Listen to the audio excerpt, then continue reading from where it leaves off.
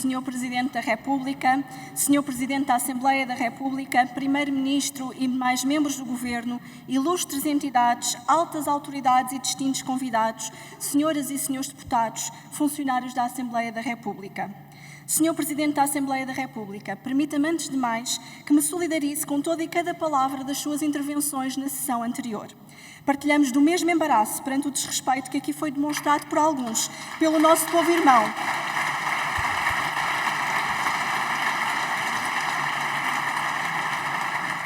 O povo brasileiro, aqui representado pelo seu Presidente.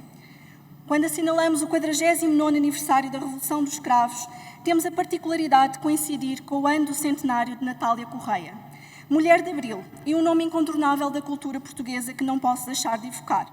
Envolvidos 49 anos de democracia, Portugal ainda é um país com subalimentados do sonho que nos falava Natália Correia no seu poema escrito ainda sob o jugo da ditadura. E num país onde o direito à infância continua a ser negado a crianças e jovens marcados pelo flagelo do abuso ou da violência doméstica, não podemos falar das mesmas oportunidades de vida, continuamos a ter subalimentados do sonho. Num país onde continuamos a ter números avassaladores da violência doméstica e de género, ou em que continuamos a ter de lutar pela erradicação das múltiplas formas de discriminação, e em que o ódio continua a falar mais alto, mesmo nesta casa da democracia, do que a tolerância e o respeito, e não se apresenta como sequer uma solução alternativa, continuamos a ter subalimentados do sonho. Num país em que, com facilidade, o Estado dá salários e indemnizações milionárias para os cargos de topo, mas em que os recém-licenciados têm de passar todas as provas e provações para conseguir um mísero salário de 1.000 euros, quase sempre sem vínculo efetivo ou sem poderem sonhar ter casa própria, continuamos a ter subalimentados do sonho. Num país e num mundo em que a pandemia e a guerra empurraram ainda mais pessoas para a vulnerabilidade e para um custo de vida incomportável, em que as famílias continuam a não conseguir quebrar o ciclo da pobreza, a passar frio nas suas próprias casas, em que falhamos no objetivo de erradicar as barracas ou em que continuamos a não ter um parque habitacional condigno e público, continuamos a ter subalimentados do sonho.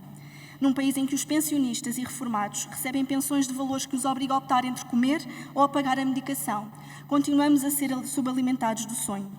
Num país que vive obcecado com o déficit, mesmo que tal seja a conta da asfixia das famílias, que não investe na saúde ou nos demais serviços públicos essenciais, continuamos a ter subalimentados no sonho. E num país em que, mesmo numa crise de inflação, arranja sempre dinheiro público para as touradas, nem que ao PRR tenha que recorrer se for preciso, mas em que não há dinheiro para apoiar socialmente as famílias que detêm animais de companhia ou para a proteção animal, continuamos a ter subalimentados do sonho.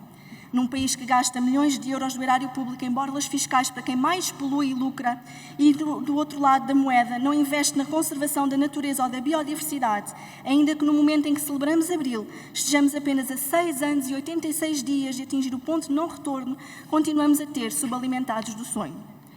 Senhoras e senhores deputados, excelências e altas e distintas entidades aqui presentes, no limiar dos 50 anos de Abril, o que falta para uma verdadeira revolução social e ambiental?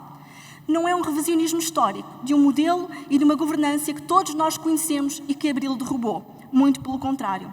Precisamos de um modelo de desenvolvimento que respeite o bem-estar e a felicidade de todas as pessoas, e a par disso também, que promova a transição ambiental que o desafio climático exige.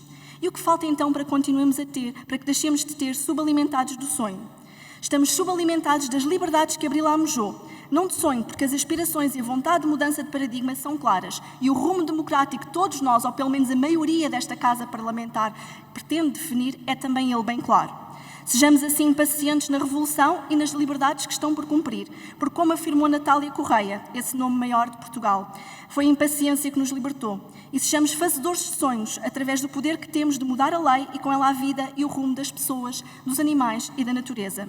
Se há razão por que celebramos esta madrugada aqui e por esse mundo fora, é esta ânsia, esta fome impaciente pelo sonho e pela força de mudança, tornados realidades, tornados Abril.